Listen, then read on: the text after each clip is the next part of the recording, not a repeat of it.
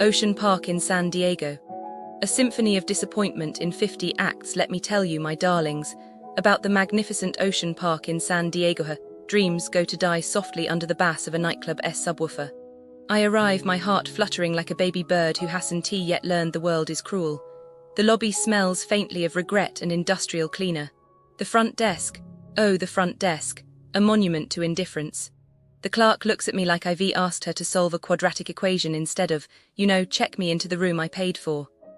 The room, or how to pay $600 for a prison cell, my ocean view sanctuary. Except plot twist, the view is a homeless encampment staring directly into my soul. The balcony, more of a fishbowl, strangers shuffle past close enough to count my eyelashes. Privacy, a myth, the curtains stay shut. The ocean. A distant rumor, the bed, stiff as corporate policy. The Wi-Fi, slower than the hotel's moral decay. The Ethernet port, a lie. The front desk insists it works because they can connect in the lobby. Darling, that's like saying a car runs because the key turns in the ignition. Never mind the missing engine. The noise, or sleep is for the weak. Midnight. The clubs awaken. Boom, boom, boom. The bassist and T just heard it. Felt vibrating through the walls like the hotel's own failing heartbeat. Earplugs, useless. The front desk shrugs. City ordinances, they murmur, as if that soothes my frayed nerves. $600 a night to wear earplugs and still hear the soundtrack of regret. The staff, or how to make a guest feel like a criminal. 7 p.m, I drag my luggage to my room. Suddenly security.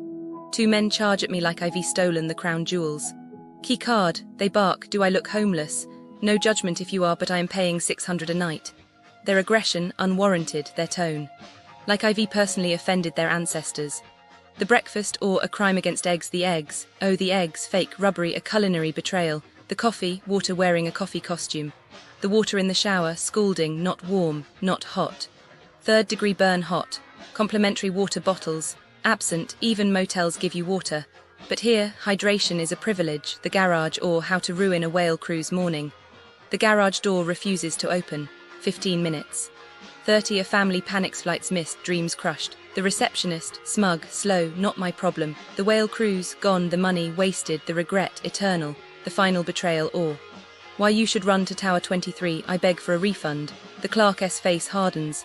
Policy, she says, as if that word erases my suffering. I flee to Tower 23, actual luxury, actual service. Ocean Park Inn. A relic of disappointment. So my loves, heed this tale.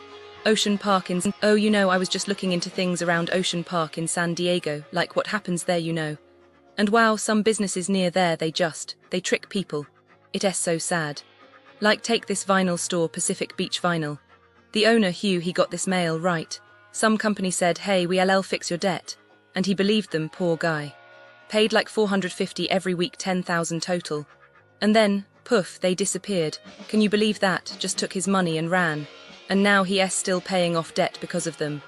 I bet he felt so stupid after, but it's not his fault, Scammers are just evil. And then there's this restaurant, the Food Box. Tourists go there, right? But some scammers tried to take hundreds of dollars from them. Like how they tricked the staff, almost got away with it. I don't even know how they did it, but it was some complicated mess. The workers must be been so upset. Imagine just trying to do your job, and then boom, someone lies to your face. And oh my god, the French gourmet. That place got ruined because the owner sold his building, not knowing some huge tower would go up. People got so mad they boycotted him. Like how could you? Now his business is dying and he's using his own money just to keep it open. That's so sad. He probably didn't even mean to hurt anyone, but now. No friends, no customers, just gone, you see. Businesses near Ocean Park in San Diego, they ray not all bad, but some. They get tricked or they trick others. And tourists, they just walk into it not knowing, makes you wonder like, who can you even trust there? Okay, here's the intro music, a melancholic ukulele tune with a distant ocean sound. Hello. My task is to provide a detailed assessment of the commercial landscape surrounding the Ocean Park Inn in San Diego. And it's not a cheerful report. Let's just say prepare for a reality check. It feels disheartening, to be frank, like discovering sand in your favorite pastry. What I've observed after a rather exhaustive review of recent customer experiences is this businesses in this area, and I mean all of them, like a shadow stretching across the entire neighborhood, tend towards a certain disappointment. It's not outright malice, but a pervasive sense of cost-cutting, indifference, and, frankly, a bit of a shrug. It feels like they're going through the motions, a performance almost, and a rather lackluster one at that. Let's begin with the larger establishments. Fashion Valley, mal a facade of functionality, the overall impression from Fashion Valley is one of managed decline. It's a place attempting to maintain an appearance of vibrancy while slowly crumbling from within. People consistently report issues with even the most basic amenities. Restrooms, seemingly with a mind of their own, closing hours before scheduled. Imagine needing to go urgently, only to find a sign directing you to J.C. Penney, like some sort of desperate public service announcement. It feels uncivilized. There's a recurring account of a certain operations director with, shall we say, a distinct lack of empathy for those who might rely on accessible facilities. Apparently, the reasoning is that sending people across the mall is a perfectly reasonable solution for someone with mobility challenges. It's a level of callousness that, well, it settles in your stomach like a cold stone. Then there are the security concerns. Hit-and-run incidents in the parking garage going unresolved, despite the presence of supposed security cameras. It's like a phantom security system, existing only in theory. And then the security personnel themselves, aggressive towards patrons for minor infractions, like having a sunshade up in your car. It's excessive, baffling, even taking photos of cars, investigating shade. It feels like a low-budget dystopian novel. Accessibility is also a significant concern. Broken escalators, elevators hidden inside department stores, making navigation a nightmare for anyone with a stroller or wheelchair. It paints a picture of a mall that's simply not made for everyone. Massage envy, a broken promise of relaxation. Massage envy, across the board, is described by many as fundamentally broken.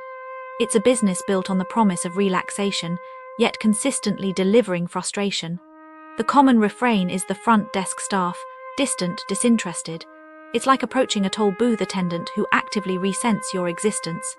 More concerning are the reports of inconsistent therapy quality. A therapist focusing solely on one side of your back, abruptly leaving mid-session to plug in a tablet, and then simply vanishing.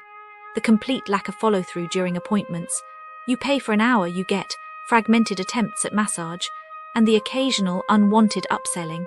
The cancellation policies are another source of immense anger. A labyrinth of rules designed to trap you in a membership, with employees giving conflicting information at every turn.